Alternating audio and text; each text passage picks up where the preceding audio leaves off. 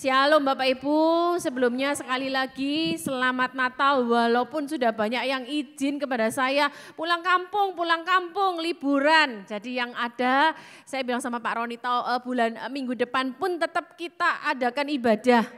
Karena enggak semuanya pulang kampung, enggak semuanya berlibur gitu ya. Oke, masih kepada tema visitasi gitu ya. Oke, next kan aja. Saya mulai dengan ini Bapak Ibu. Tidak ada yang benar. Berarti di sini maksudnya semua, tidak ada perkecualian. Semuanya manusia di muka bumi ini tidak ada yang benar. Kemudian dikatakan seorang pun gak ada yang benar. Tidak terkecuali. Nah, tidak ada seorang pun yang berakal budi di muka bumi ini.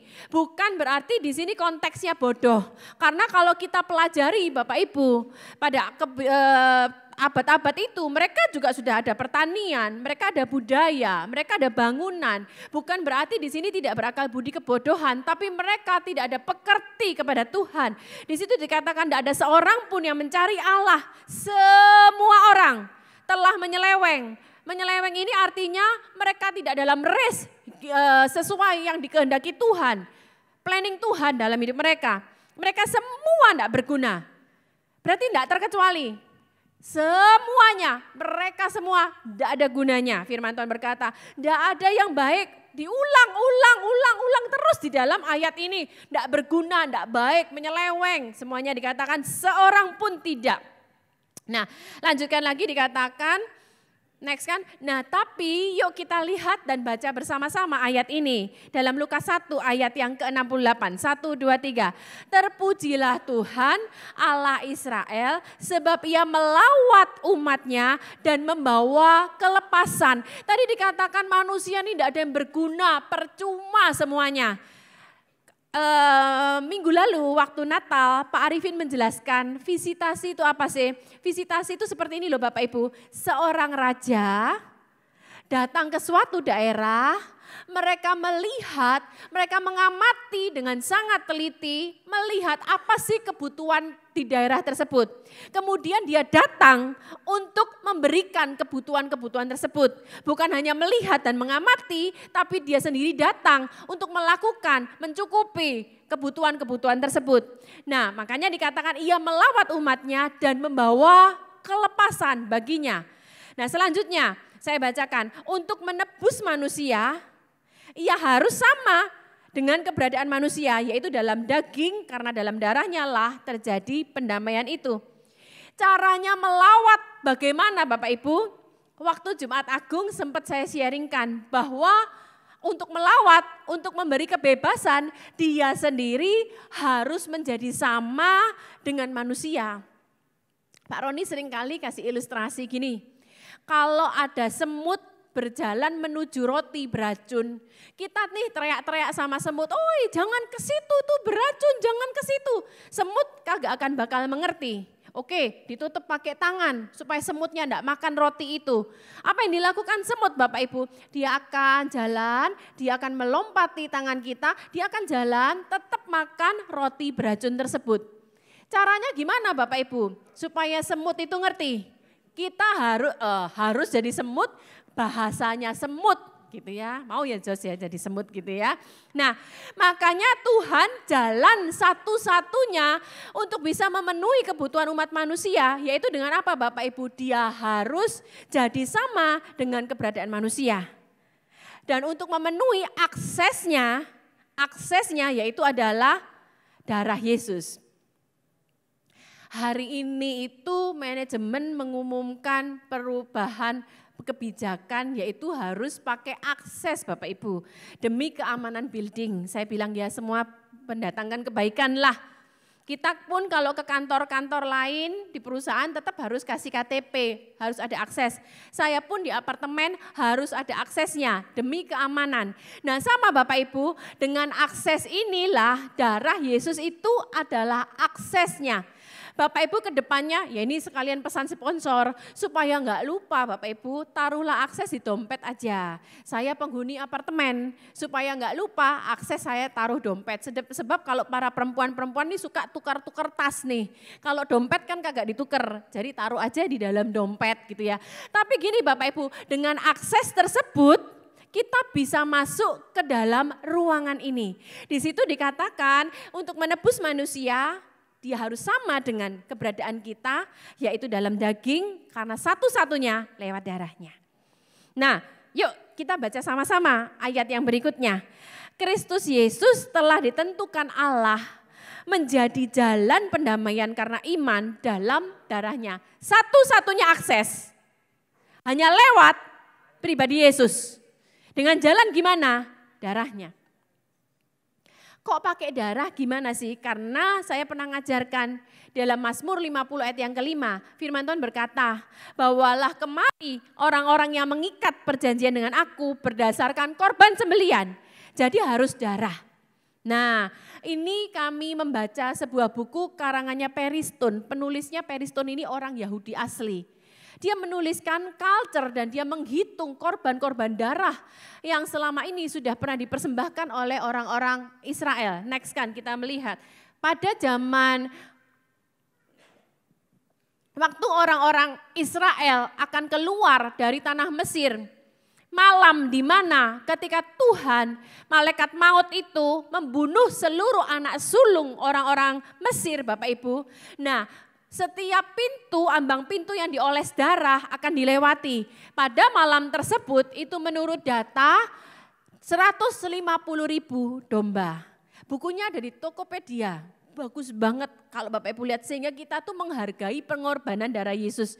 Judulnya The Meal That Heals, karangannya Periston kalau Bapak Ibu mau belajar. Next kan lagi kita melihat zaman Musa, pada waktu mereka di padang gurun itu diperkorbankan 28.800 domba. Karena pada waktu itu kan harus darah. Lanjutkan lagi, kita akan belajar lagi. Pada zamannya Salomo, 262.000 binatang atau kalau disamakan dengan 290.000 galon darah. Oke, selanjutnya kita akan melihat zamannya Raja Hizkia, kita melihat 300.000 domba atau lebih kurang 310.000 galon darah. Tapi apakah semua darah-darah itu menyelesaikan kebutuhan manusia untuk dibenarkan? Tadi kan dikatakan, saya kasih awal, manusia ini tidak ada yang benar. Semua tidak akal budi, semuanya pokoknya tidak ada yang benar, menyeleweng semuanya. Apakah dengan darah ini, di mana imam besar itu harus mempersembahkan. Nah kalau kita pelajar ayat firman Tuhan dalam imamat Bapak Ibu, itu banyak sekali peraturannya. Ada korban sajian, korban bakaran, korban keselamatan, korban penghapus dosa, korban penebus salah. Banyak sekali Bapak Ibu harus lewat ini itu. Tapi itu semua apakah menyelesaikan sih? Seperti yang dikatakan manusia tidak ada yang benar, manusia semuanya brengsek. Apakah darah-darah itu menyelesaikan? Kita lihat ayat selanjutnya, next kan. Yuk kita baca dalam Roma 3 ayat yang ke-20, 1, 2, 3. Sebab tidak ada seorang pun oleh karena melakukan hukum Taurat. Darah itu hukum Taurat Bapak Ibu. Karena justru oleh hukum Taurat orang mengenal dosa. Sebentar. Saya kepingin Bapak Ibu supaya Natal ini kita semua tuh dapat rema. Bahwa semua darah itu beratus-ratus ribu. Bahkan katakanlah berjuta-juta galon. Itu enggak menyelesaikan, enggak menutup kebutuhan kamu. Enggak bisa Bapak Ibu. Firman Tuhan bilang, enggak ada seorang pun yang dapat dibenarkan di hadapan Allah oleh karena hukum Taurat, enggak bisa. Satu-satunya jalan akses adalah lewat, next kan kita lihat, makanya pesan Natal ini kita baca bersama Bapak Ibu. Ini ayat Bapak Ibu tahu setiap Natal pasti akan dibahas. Tapi saya nyiapin ini Bapak Ibu. Makanya setiap kali saya itu jadwal khotbah, Tuhan, ayo Tuhan mau bicara apa kepada gereja lewat saya. Jadi saya percaya Bapak Ibu, saya berdoa ini semuanya kita pesan dari Tuhan. Saya cuman alat aja. Nah, firman Tuhan berkata, seorang anak telah lahir untuk kita, seorang putra diberikan untuk kita. Kita baca bawahnya bersama-sama. 1, 2, 3. Lambang pemerintahan di atas bahunya, pelan-pelan. Ternyata dalam King James versionnya atau dalam bahasa Ibrani aslinya tidak ada kata lambang, tidak ada. Tapi pemerintahan itu sendiri, government, rule, dominion, tidak ada, bukan lambang. Karena dia lahir ke muka bumi ini, dia yang memegang semua otoritas, semua kuasa. Nanti saya jelaskan lagi. Kemudian disebutkan orang namanya apa? Penasehat ajaib. Seharusnya pun ini tidak sama dengan bahasa aslinya. King James versionnya itu dipisah. Penasehat sendiri, konselor sendiri, wonderful pun sendiri. Tapi diterjemahkannya digabung. Enggak apa-apa, kita belajarnya kita gabung aja ya sesuai bahasa Indonesia. Allah yang perkasa. Sama kemudian Bapa yang kekal, Raja damai. Kita belajar ya satu-satu pada siang hari ini. Next kan kemudian. Nah, saya mau jelaskan dulu Bapak Ibu. Pada waktu Yesus diutus ke muka bumi ini, itu bukan reinkarnasi. Apa sih bedanya reinkarnasi sama inkarnasi Bapak Ibu? Ada yang bisa ngerti reinkarnasi sama inkarnasi apa bedanya? Kalau reinkarnasi apa? Bisa beberapa kali. Maaf nih ya Bapak Ibu ya, Pak Roni kan selalu cerita, kita nih suka nonton drakor. Ada drakor baru Bapak Ibu, lakonnya itu tokohnya seorang perempuan, judulnya, kisahnya bahwa dia sudah ke-19 kalinya Pak, dia melakukan reinkarnasi. Rupanya bisa 19 kali loh, entah berapa kali bisa reinkarnasi. Dan menurut kepercayaan mereka, kalau kamu hidupmu baik, nanti reinkarnasinya pangkatnya jadi lebih tinggi, sosialnya jadi lebih bagus. Tapi kalau enggak baik kamu bahkan bisa jadi binatang. Tuhan, jadi buaya darat kali Jos. Nah Bapak Ibu, Tuhan itu bukan reinkarnasi. Perhatikan Bapak Ibu ya. Tapi inkarnasi, kita harus ngerti. Inkarnasi itu adalah roh yang menjelma menjadi daging. Gitu ya. Nah dia memutuskan masuk ke dalam batasan waktu yaitu kronos dan ruang. Perhatikan, dia yang kekal, dia yang tidak ada batasan ruang. Ketika dia memutuskan Allah Bapa, Putra dan Roh Kudus, ingat Kejadian 3 ayat 15. Dari keturunanmu akan menginjak kepala ular ini. Nah itu harus berupa daging. Ketika memutuskan itu apakah yang terjadi? Dia pun harus memutuskan untuk terbatas dalam ruang dan waktu. Dan ia menjadi sama seperti kita menjadi bayi. Nah saya ini rundingan Bapak Ibu sama Pak Roni. Saya awal Desember kemarin kan kami baru kembali dari nengokin cucu. Saya bilang Pak Roni, sayang, Yesus itu kan 100%, ini pikiran konyol saya ya. Pikiran orang ungu yang berandai-andai. Yesus itu kan 100% manusia, 100% Allah dong. Oke, pada waktu umur 12 tahun, dia di bait suci, dia bisa bersoal jawab dengan para ahli Taurat. Iya 12 tahun. Tapi pada waktu bayi, dia rebutan enggak ya sama adik-adiknya? Kan Yesus sulung, dia punya adik-adik. Sayon cucu saya itu 2 tahun 3 bulan. Adiknya 8 bulan. Barusan dikirim video, dia ngerampas mainan adiknya. Adiknya tuh nangis, dia enggak mau peduli. Kata Tirsa gini, Mah ternyata anak 2 tahun itu dia belum ngerti berbagi. Dia belum ngerti share. Jadi ya merampas aja. Saya bayangin kira-kira Tuhan Yesus itu 100% Allah. Ngerti nggak ya dia berbagi? Kan konyol saya punya pikiran, tapi itu ada dalam pikiran saya. Terus saya ingat waktu cucu kecil saya namanya Besalil, umur sekitar 5 bulan gitu, belajar duduk ada di Instagram saya.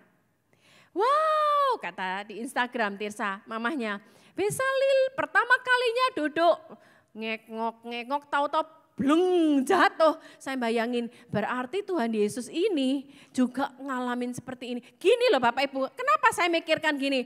Berarti ketika dia jadi manusia, hebatnya gini loh Bapak Ibu. Allah Bapa, Allah Putra, Allah Roh Kudus, mereka bersepakat. Dia masuk ke ruang batasan waktu, ke ruang batasan ruang ini, dia jadi manusia. Di mana dia harus mengikuti batasan-batasan manusia, jadi bayi, jadi anak, jadi remaja. Pak Roni bilang, sudahlah nih terlalu mikir, terlalu pusing kamu itu. Enggak, aku mikir aja sih, kira-kira dia rebutan mainan enggak sama adik-adiknya. Saya itu bilang gitu, kan dia 100% Allah, saya bilang gitu. Kan dia punya kasih, enggak tahu aku, katanya Pak Roni gitu. Oke, kemudian dia dari bayi menjadi anak-anak, jadi remaja, jadi pemuda, jadi dewasa. Tapi dia memutuskan untuk melakukan penebusan itu dengan melakukan ini semua. Dia lahir. Karena hanya dengan jalan inilah kebutuhan pembenaran itu terjadi. Next kan lagi. Nah, pada waktu dia lahir, gini loh Bapak Ibu, setiap kita merayakan Natal. Cuman Pak Arifin bilang jangan nyanyi lagu Jingle Bell ya katanya. Oke, Joy to the World gitu ya. Katakan lagu dari pulau dan benua gitu ya. Gunung-gunung bersorak-sorak, kita nyanyikan semua, kita merayakan Natal. Tapi pertanyaannya, kita tuh merayakan ngerti gak sih maknanya Yesus lahir itu. Nah sama seperti ketika kita menerima hadiah. Ini Pak Roni juga berikan tahun lalu, tapi saya pikir enggak semua Bapak Ibu juga hadir yang tahun lalu. Tapi gini loh Bapak Ibu, Natal itu sebuah hadiah. Cuman hadiah kalau diterima doang itu kagak dibuka. Sama seperti kalau Bapak Ibu dapat akses masuk ke ruangan ini. Cuman tapi Bapak Ibu dapat, tapi Bapak Ibu berdiri di depan lift. Bapak Ibu enggak masuk ke ruangan ini. Enggak, itu bedanya. Itu maksudnya kalau kita terima hadiah, tapi enggak kita buka. Saya minta tolong, Fania aja deh, tolong ke sini Van. Saya kasih ilustrasi ya Bapak Ibu ya. Nah, saya kasih kado Natal kepada Fania. Yeay, happy dong. Kocok. Wah, kira-kira apa ya? Kotaknya sepatu, happy dong. Cuman kalau kamu dapat ini, kamu taruh doang, kamu dapat sesuatu enggak di dalamnya? Kamu harus apa kan? Buka, silahkan dibuka. Pak Arifin bilang kan, kalau istri saya itu buka kado pelan-pelan, kalau saya sobek aja, enggak apa-apa, sobek aja. Kenapa? Nanti lihat dulu isinya apa. Enggak apa-apa, sobek. Song, isinya song. Jangan dong, Tuhan Yesus lahir masa song buat setiap kita. Bener nih sepatu nih. Yeay, sepatu cowok tapi ini, enggak apa-apa biarin. Terus kemudian, biarin di sini enggak? Tetap harus dibuka. Teneng, apakah yang ada isinya? Ada lagi sesuatu. Tapi apakah kita menyerah Bapak Ibu? Buka lagi. Saya bukan kibulin loh Bapak Ibu ya. Buka lagi.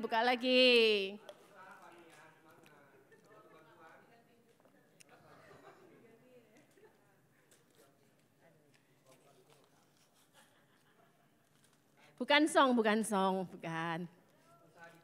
Usaha dikit, harus usaha dong. Nah, dari sepatu jadi kue, turun dong derajatnya. Buka lagi Fania. Oh, ada lagi Bapak Ibu. Oke, nggak apa-apa. Kunci mobil. Buka lagi, sobek lagi. Bukti transfer.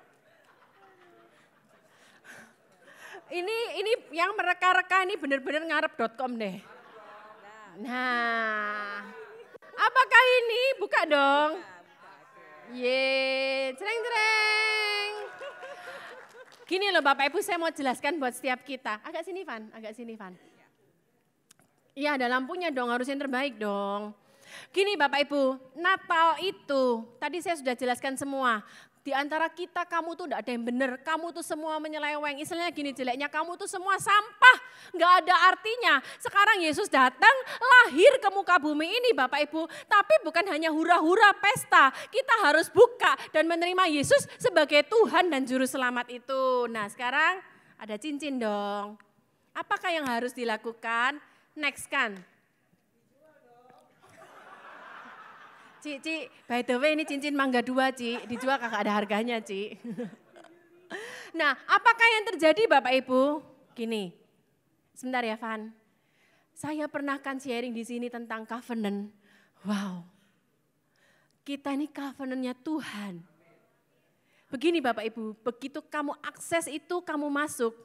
Bapak Ibu ini ilustrasi aja ya, ketika Bapak Ibu masuk ke dalam ruangan ini, selama Bapak Ibu ada di dalam ruangan ini, Bapak Ibu dalam tanggung jawabnya Tuhan. Ilustrasinya seperti itu Bapak Ibu. Jadi begitu kamu dapat ini, kamu pakai Evan, kamu pakai. Yang artinya apa di sini Bapak Ibu? Saat itu juga Yesus lahir ke muka bumi ini, masuk dalam hatimu, sekarang adalah perjanjian. Di mana kalau kamu ada di wilayah tersebut, Tuhan yang jadi rajamu, perjanjian tuh gini loh Bapak Ibu, kita tahu perjanjian tuh minimal 2 belah pihak. Dari pihak Tuhan, ikuti ya, ada ketetapan-ketetapan kan, kalau orang bisnis pun ya Pak Ongki ya, pasti ada MOU-nya. Dari pihak sana, dari pihak sini, kalau enggak ketentuannya enggak dilakukan, pasti ada sanksinya. Sanksi pihak pertama, pihak kedua apa? Dari pihak Tuhan, Tuhan kasih firman Tuhan, Tuhan kasih janji-janji, Tuhan kasih peraturan-peraturan, kamu lakukan ya. Tapi Tuhan akan memberkati kamu, melindungi kamu, deal. Deal ya, oke, thank you Vania. Seharusnya saya bikin 10 kali bukaan ya, mangga 2 kok mau? Enggak mau karena mangga 2 ya. Next kan. Oke, nah gini Bapak Ibu. Kalau Bapak Ibu lihat foto beliau, apa yang dalam pikiran Bapak Ibu? Pemerintah. Kuasa. Nah gini loh Bapak Ibu, kalau Bapak melihat Bapak Listio Sigit, kita pasti tahu apa jabatannya. Berani enggak dia memerintahkan bawahannya mau macam-macam, berani enggak Bapak Ibu? Enggak bisa. Dia punya kuasa, sekali dia ngomong, bawahannya, orang-orangnya harus mengikuti apa katanya. Gini loh Bapak Ibu, firman Tuhan berkata ketika dia lahir ke muka bumi ini, pemerintahan itu di atas bahunya. Dia pada waktu kita, Yesus dalam hidup kita, perjanjian dilakukan. Kemudian kita sepakat, apa artinya sih? Dia berkuasa atas hidup kita. Dan artinya apa sih? Semua orang yang mau ganggu kamu, menindas kamu, apapun juga. Dia berhadapan langsung bukan dengan diri kita sendiri. Dia berhadapan dengan apa? Sang kuasa itu sendiri. Bapak Ibu bisa aja kan yang namanya kita disalah mengerti. Direndahkan, terorisme juga terjadi di mana-mana. Tapi gini loh Bapak Ibu, di atas semuanya itu terjadi atas seizin Tuhan. Karena Tuhan yang punya kuasa Bapak Ibu. Pemerintahan di atas bahunya. Dan perhatikan, ingat ini jangan kelewatan. Iblis pun tahu Tuhan pegang kuasa. Jadi kalaupun dia macam-macam sama kita, dia tidak akan bisa melewati garis izinnya Tuhan. Waktu Ayub itu, iblis datang kepada Ayub, dia kan merajuk pada Tuhan toh. Terus Tuhan bilang, oke, kamu boleh ambil segala harta miliknya, tapi jangan nyawanya. Iblis bisa masuk enggak? Enggak bisa, karena ada garis otoritas di mana iblis enggak bisa ambil. Kemudian, di dalam Ayub pasal kedua, Bapak Ibu nanti kalau baca, datang lagi iblis dalam suatu konferensinya Tuhan. Tuh lihat kan, gitu kan. Tuhan yang bilang, anakku walaupun gimana pun juga tetap takut akan Tuhan. Oke, tapi sekarang coba, kalau misalnya kasih penyakit ya, singkat cerita Ayub sakit. Gini Bapak Ibu ya, kalau Bapak Ibu search di Google Ternyata, bukan di Google, Alkitab. Ternyata Ayub itu bukan hanya sakit kulit loh Bapak Ibu. Coba cari ginjal dia sakit. Coba cari search empedu dia sakit. Dan dia sudah garuk itu semuanya pakai beling. Saya bayangkan berarti, kalaupun ini kanker, sudah dokter bilang stadium akhir, enggak ada obatnya lagi. Tapi gini loh Bapak Ibu, iblis bisa enggak ngambil nyawanya? Karena perjanjian Tuhan, sayangkan nyawanya. Gini loh Bapak Ibu, Tuhan itu pegang kuasa. Nanti Pak Yudi kesaksian. Pak Yudi ini kalau secara medis ya Pak ya, sudah Bapak duduk di sini, maaf kadang-kadang bahasa Jawa ini masih keluar, duduk di sini. Bapak duduk di sini itu pun, itu bukti Allah pegang kuasa. Kalau enggak lewat loh Bapak Ibu Pak Yudi ini. Nanti Pak Yudi sharing sendiri. Jadi iblis enggak bisa ngambil nyawanya Ayub. Karena apa? Tuhan dari awal sudah bilang kamu enggak bisa melewati batas ini. Karena Tuhan sudah bilang sayangkan nyawanya. Jadi Bapak Ibu, ketika kita pegang perjanjian sama Tuhan, Dia yang punya kuasa atas hidup kita. Dan iblis pun tahu, iblis enggak bisa apa-apa Bapak Ibu. Oke, next kan selanjutnya. Penasehat ajaib. Wonderful Counselor. Next kan lagi. Rupanya Bapak Ibu barusan ini Menteri Kesehatan menyatakan Indonesia darurat kesehatan jiwa. Dan yuk kita baca sama-sama datanya Bapak Ibu ya. Sejumlah data menunjukkan kondisi darurat kesehatan jiwa di Indonesia. Data Kementerian Kesehatan mengungkapkan 1 dari 10 orang di Indonesia mengalami gangguan jiwa. 1, 2, 3, 4, 5, 6, 7, 8, 9, 10. 1 gangguan jiwa. Orang dengan gangguan jiwa. Perhatikan Bu Irma ketawa. Bukan berarti Bapak Ibu gila ya. Tapi maksudnya orang depresi itu sudah termasuk gangguan jiwa. Dan Menkes menyatakan darurat Bapak Ibu. Tapi Tuhan ketika kita tap aksesnya masuk, Tuhan berkata Dia penasehat ajaib Bapak Ibu. Lanjut lagi saya bacakan. Selain itu data lain menunjukkan 8 dari 10 warga lanjut usia atau lansia mengalami depresi tak terkontrol. Siapa di atas 50 tahun ke atas? Saya enggak bilang loh ya Bapak Ibu ya. Kita bukan termasuk orang di dalamnya. Kita 2 orang, yang itu kan 8, kita 2-nya Bapak Ibu ya. 32% ibu mengalami depresi pasca persalinan, 25% mahasiswa baru mengalami kecemasan, serta 50% buruh pabrik di Jawa mengalami depresi ringan. Next kan sekarang, selanjutnya kita belajar. Nah, ini data yang saya, Pak Ongki yang pebisnis ya Pak ya. Ini saya lihat data terakhir di Google. Bapak Ibu lihat edaran-edaran enggak ada Carl's Junior tutup? Iya, per akhir tahun ini tutup gerainya, semuanya di Indonesia. Saya lihat PHK karyawan, sepatu Puma itu 1.163 PHK. Adidas 1.500, sayur box. Dan anak milenial kan banyak buka startup. Enggak sedikit juga mereka kena korban. Bapak Ibu ya, kondisi ekonomi. 5% karyawannya di PHK, Kopi Kapal Api tutup 1 pabrik di Pasuruan, 150 orang. Gojek pada bulan Maret mem-PHK 600, November 1.300, toko buku Gunung Agung tutup. Kalau kita pelajari lebih banyak lagi Bapak Ibu, di Amerika pun, ini yang CNBC di tengah ini adalah yang data Amerika, itu banyak banget termasuk perusahaan-perusahaan raksasa. Dan ini keadaan ini membuat orang stres Bapak Ibu, ekonomi lah, terorisme lah, kesehatan lah, ini pun dibicarakan lagi bahwa COVID lagi. Next kan kita lihat selanjutnya, dan ini loh Bapak Ibu. Ini yang luar biasa. Nah, saya dapat sesuatu di ayat ini. Yuk mari kita baca bersama-sama. 1, 2, 3. Marilah kepadaku semua yang letih lesu dan berbeban berat. Aku akan memberikan kelegaan kepadamu. Sebentar. Tutup tahun ini siapa sih yang masih punya beban berat? Firman Tuhan bilang, marilah kepadaku semua yang letih lesu. Cuman ini yang saya mau tekankan, saya bacakan, pikulah kuk yang kupasang. Sebentar, yang masang siapa Bapak Ibu? Ulang, yang masang siapa Bapak Ibu? Tuhan. Berarti atas kehendak Tuhan dong.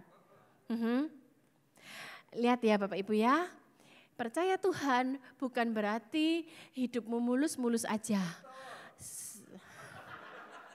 Tapi firman Tuhan berkata, pikulah kuk, sama-sama katakan, yang kupasang. Katakan sama-sama, yang kupasang atas kehendak Tuhan. Tapi ayat selanjutnya berkata ini yang luar biasa. Dan belajarlah pada. Tunggu sebentar Bapak Ibu ya. Ketika kita memikul kuk yang atas kehendak Tuhan Bapak Ibu, justru Tuhan itu buat kita itu belajar. Pak Yudi belajar banyak kan? Banyak sekali. Dari peristiwa ini, Bapak Ibu perhatikan ya, Pak Yudi kan orang enak-enak nyetir sepeda motor, tahu-tahu diterak sama mobil, kan enggak salah Bapak Ibu. Tapi firman Tuhan berkata, belajarlah daripadaku. Wow, jadi pada waktu saya nyiapin ini, saya sudah tahu sering ayat ini. Tapi itu saya dapat sesuatu Pak.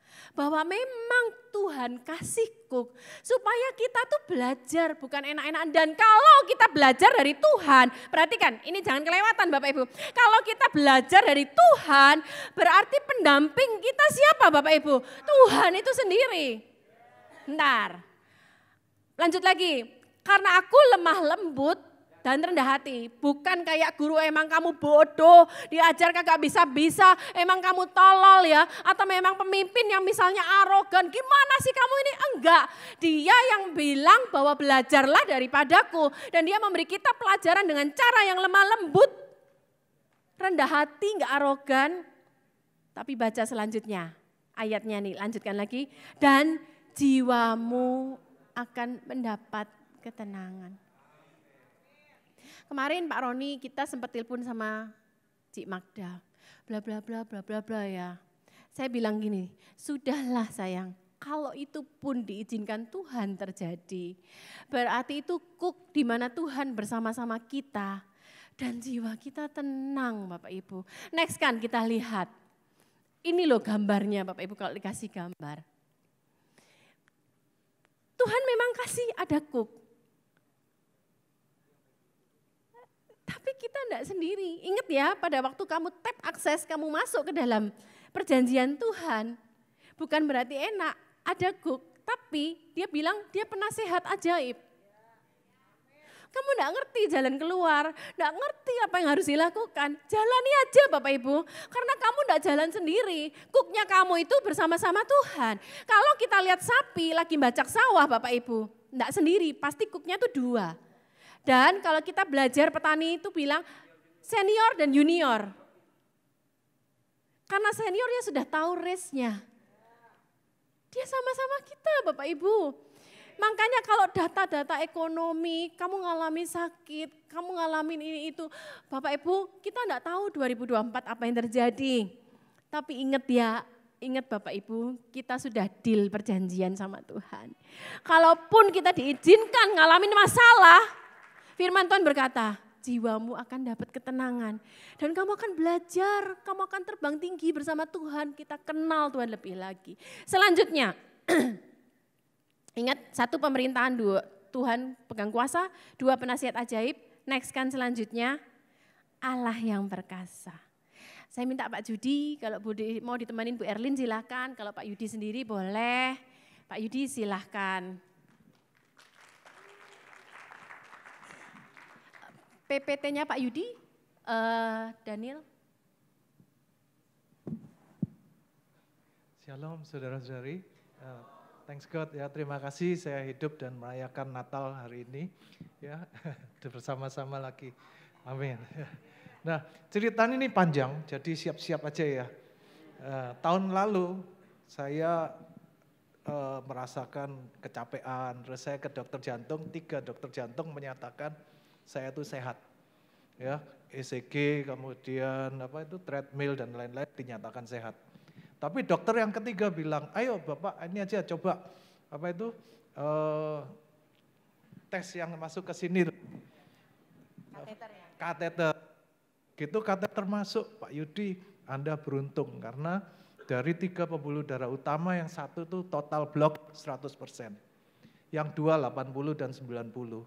Nah dari sana saya udah diselamatkan oleh Tuhan, jiwa saya sekali ya. Dokternya bilang, Bapak Yudi harus kesaksian loh. Ya dokter, ya. Dan pada saat itu terpasang 4 ring di jantung saya tahun lalu, Agustus dan Oktober. Kemudian dokter memberikan obat pengencer darah sehingga saya sehat. Nah kemarin di bulan September saya tugas ke Bali. Kedua anak saya sekolah di Bali, di Denpasar, dan kebetulan yang satu lagi liburan. Wah ya kebetulan gitu kan ya. Saya ajak jalan-jalan. Ayo naik mobil aja, nggak mau. Di Bali aja naik motor aja karena saya mau masuk-masuk, saya mau keluyuran, saya bilang gitu. Ya udah. Kemudian di satu jalan di bypass saya lagi naik motor, jalannya agak macet, lari cuma 30 km per jam. Kemudian karena sesuatu hal saya ngerem mendadak. Pak Yudi boleh di sini aja? Oh iya boleh. Kasihan yang sana Pak. Karena sesuatu hal saya tuh ngerem mendadak. Harusnya kalau ngerem mendadak saya di sini, saya ngeremnya jatuhnya ya di sini dong. Tapi apa yang terjadi adalah saya itu sepeda motornya tuh jatuh di sini, saya itu di tempat organ sana. Saya nggak tahu kapan saya lepas dari setir itu, saya nggak tahu. Yang saya tahu saya itu meluncur ke berem yang ada di tengah-tengah itu ada bundaran, ada berem yang betonnya segede gini nih. Dalam hati saya berteriak, Tuhan jangan ke betonan itu. Saya tiba-tiba bisa belok. Saya mendarat di aspal, ya langsung di dada sini. Saya lihat gak ada yang luka, tapi saya tahu kepala saya terbentuk macam, tapi saya pakai helm, jadi saya nggak apa-apa kepala saya sakit. Kemudian saya boncengan sama anak saya ya, kemudian diperiksa sama anak saya, Pak dadanya penyok semua, ya oke. Diperiksa oke, artinya tulang rusuknya patah-patah. Nah ini di sini patahnya cuman sedikit, 5 tempat patah. Yang 2 rusuk lagi retak, jadi 7. Dan ya Tuhan itu luar biasa ya. Saya naik motor lagi dibonceng sama anak saya Michael ke UGD, satu UGD. Tapi sayang UGD itu ruang operasinya cuma bisa hari Senin, kejadiannya hari Sabtu. Jadi saya waktu itu hari Sabtu. Ternyata lucu juga di Bali. UGD kalau hari Sabtu itu penuh juga, ya. Jadi anak saya itu nelpon nyari UGD, dan Tuhan memberikan mujizat lagi. Dosennya lewat, dosennya dokter lagi praktek di rumah sakit itu. Akhirnya dibantu kita bisa masuk ke rumah sakit di Sanglah. Ya. Oke, nextnya. Nah di Sanglah di UGD. Saya langsung ditangani oleh dokter-dokter residen, ya, mahasiswa spesialis. Ditemukan bahwa tensi saya itu turun tinggal 60-30 dan jantungnya udah nyut, udah mau minta berhenti. Nah, diketahui ternyata adalah di dalam rongga perut saya itu darahnya tuh bocor. Sekitar 3 liter terbuang dari normalnya sirkulasi 4 liter. Sehingga jantungnya itu berat sekali kerjanya, tensinya turun. Ditemukan lagi limpanya sobek, ya, udah. Akhirnya saya malam itu juga di rushing masuk ke ruang operasi. Nextnya, oh ya ini setelah operasi kondisinya ini saya dipasang alat bantu napas. Kemudian banyak lagi selang-selang dan kabel-kabel di dada, ya. Next. Nah ini kebetulan anak saya kan masih dekat sama residennya, jadi dapat gambar-gambar seperti ini. Nextnya lagi. Nah ini istri saya yang mendampingi saya selama dioperasi, selama perawatan. Nah setelah saya bangun, saya enggak bisa ngomong. Aduh, Tuhan mateng, saya enggak bisa ngomong ini. Karena ada selang di sini. Setelah 3-4 hari kemudian saya sudah mulai bisa bicara, anak saya nanya, "Pak, Bapak tidur berapa jam? Berapa lama tidurnya?" "Paling ya waktu itu 12 jam ya. Tengah malam masuk digeledek ke ruang operasi, terus bangun-bangun udah jam 12 siang, paling ya 12 jam." Terus diketawain saya. "Bapak itu tidur 7 hari 7 malam di anestesi." Karena ya itu tadi, selain dari luka-luka yang tadi saya sebutkan, ternyata di dalam paru-paru, lambung, ginjal semua pendarahan semua. Jadi saya betul-betul diistirahatkan. Nah selama itu up and down istri dan anak-anak saya yang jaga di sana. Nah next, ini anak saya yang Michael. Nah ini, jadi dari kejadian-kejadian dan luka yang aneh-aneh itu tadi, sebetulnya ada hal yang lebih besar lagi. Pada waktu itu saya merasa, pada saat saya dibius, saya merasa dalam satu ruangan, saya melayang. Cuman mata saya yang bisa lihat. Lain-lain saya mau gerakkan badan ini nggak bisa semua. Saya itu melayang dan hanyut. Kemudian saya merasa ada banyak bola-bola yang seperti jeruk bali mengganggu saya, terus mengganggu. Tapi saya nggak bisa apa-apa. Terus pada satu saat saya tuh merasakan ada sosok yang besar, berkuasa datang dari belakang sini. Dan bola-bola itu lari semua, kabur, lompat semua. Kemudian pada saat itu, sebelumnya itu saya cuman ingat, saya itu masih sadar, tapi semua itu gelap, saya nggak bisa ngapa-ngapain, saya cuman bisa self-talking. Saya cuman bisa berbicara, berdiskusi dengan diri saya sendiri. Dan saya bersyukur bahwa Tuhan itu berkuasa sekali. Dan kita orang Kristen, kita belajar ayat. Dan ayat-ayat inilah yang muncul. Ya, walaupun aku berjalan dalam lembah yang kelam, aku tidak takut. Biasanya ayat ini kan kita dengarnya pada waktu kebaktian penghiburan ya. Tapi untuk kita orang yang hidup ini juga penting. Jangan takut. Saya sama sekali tidak merasakan takut. Karena saya ingat ayat ini. Kemudian ayat berikutnya, Tuhan sendiri yang akan berjalan di depan kita. Dia yang akan menyelesaikan segala masalah kita.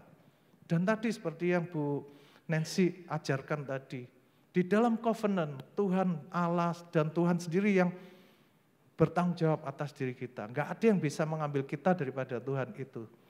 Daripada covenant itu, kecuali kita sendiri yang bandel ya. Nah, enggak ada yang bisa lepas daripada Tuhan. Dan itu luar biasa. Nah, kemudian saya juga ingat sekali, saat itu saya nggak bisa berdoa, saya nggak bisa ingat apa-apa. Ya, saya cuma bisa berteriak, Tuhan Yesus Kristus anak Allah yang hidup, kasihanilah saya yang berdosa. Itu yang saya putar-putar. Serasa saya, ya saya tuh mengalami itu nggak lama. Ya, tetapi pada saat saya merasakan sosok yang luar biasa itu datang dan bola-bola itu pergi, itu ada angin sejuk yang datang pelan-pelan. Kemudian saya tahu itu Tuhan sendiri yang datang. Dia menyentuh saya dari pundak. Saya merasa pundak saya itu mulai ada tangan, kaki. Tiba-tiba saya bangun. Puji Tuhan, saya hidup. Puji Tuhan, makasih banyak Pak Yudi. Oke. Ya. Bapak Ibu, kita lihat di sini Allah itu adalah Allah yang perkasa. Selama kita pegang perjanjian, Tuhan lahir dalam hidup kita, enggak ada yang mustahil. Pak Yudi sempat bilang seharusnya itu hampir gagal jantung ya Pak ya. Karena sudah 3/4 sudah limpanya, seharusnya kalau normal limpa itu 4 liter ya Bapak bilang ya. Peredarannya 4 liter tapi 3 liternya udah bocor. Dan itu membuat kerja jantungnya udah susah payah.